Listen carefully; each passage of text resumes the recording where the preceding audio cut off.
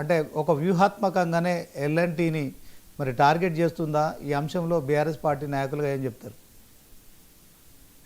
అంటే సర్కారు ఏ విధమైనటువంటి వ్యూహాత్మకంగా చేసినా కూడా ఎల్ఎన్టీ ముందుకు వచ్చింది. 400 కోట్ల రూపాయలతోని మేడిగడ్డను మేము రిపేర్ చేస్తామని చెప్పినా కూడా ఆ అపవాదు అదే విధంగా కొనసాగాలి, ఈ చర్చ ఈ రచ్చ ఇప్పటికీ కొనసాగాలి అని చెప్పి బీఆర్ఎస్ ప్రభుత్వాన్ని బదనాం చేసేటువంటి కార్యక్రమంలో భాగంగా రేవంత్ రెడ్డి గారి సర్కారు దాన్ని ఈ రోజు వరకు కూడా ఇనిషియేషన్ తీసుకొని ముందుకెళ్ళలేనటువంటి పరిస్థితి కొనసాగుతుంది. అది మన అందరం చూస్తూనే ఉన్నాం.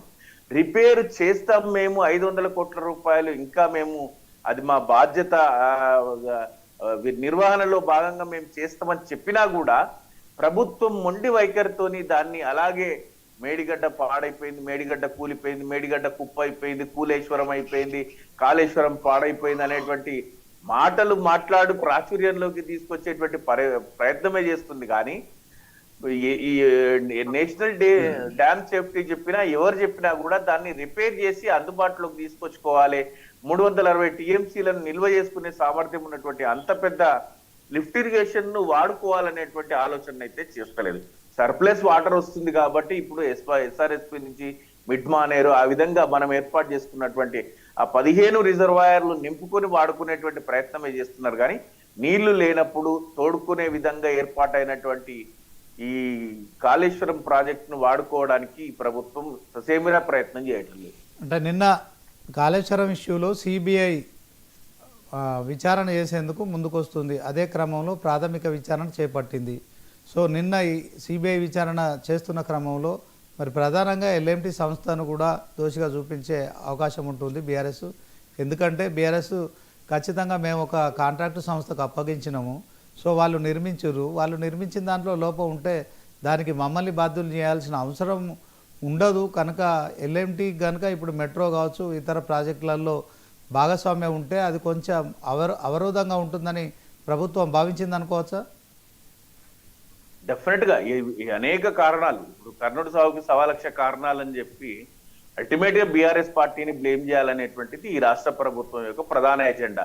దాంట్లో ఎల్ఎన్టీలైనా తొలగిస్తారు, ఇంకెవరినైనా తొలగించి ముందుకెళ్లేటువంటి ప్రయత్నం చేస్తారు. అందులో భాగంగానే ఈ విధంగా రాష్ట్ర ప్రభుత్వం అయితే ముందుకెళ్తూ ఉన్నదనేటువంటిది అందరికీ తెలిసినటువంటి సంగతే. సమస్య తలెత్తినప్పుడు పరిష్కారం కనుక్కోవాలనేటువంటి ప్రయత్నం చేయాలంటే వారి ఆలోచన వేరే ఉంటది. ఆ పరిష్కారమే లభించొద్దు, శాశ్వతంగా దాని గురించి చర్చ జరగాలి, మళ్ళీ ఎన్నికల వరకు అది ఆ విధంగానే మండుతుండాలి, మండే అగ్నిజ్వాలలా ఉండాలని కోరుకున్నటువంటి ప్రభుత్వము ఈ యొక్క అంటే ప్రణాళికాబద్ధంగా ఒక్కొక్కటి ఆ విధంగా చేసుకుంటూ వస్తున్నట్టు అంటే పరిస్థితి. అయితే రేపు పొద్దున ఎల్ఎన్టీ కూడా జవాబుదారీగానే ఉంటది, బీఆర్ఎస్ ప్రభుత్వం జవాబుదారీగానే ఉంటది.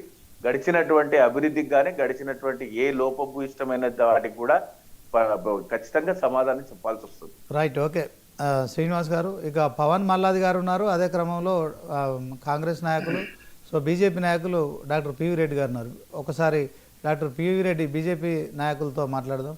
పివి రెడ్డి గారు గుడ్ మార్నింగ్ అండి. గుడ్ మార్నింగ్ శ్రీనివాస్ గారు. ఎట్లా చూస్తారు సార్? ఎల్ఎంటీ మొత్తానికైతే రాష్ట్రం నుంచి తప్పుకుంటున్నట్టు స్పష్టం అవుతుంది. సో ఎల్ఎంటీ దేశంలోనే ఒక మరి మంచి ఇమేజ్ ఉన్న సంస్థ.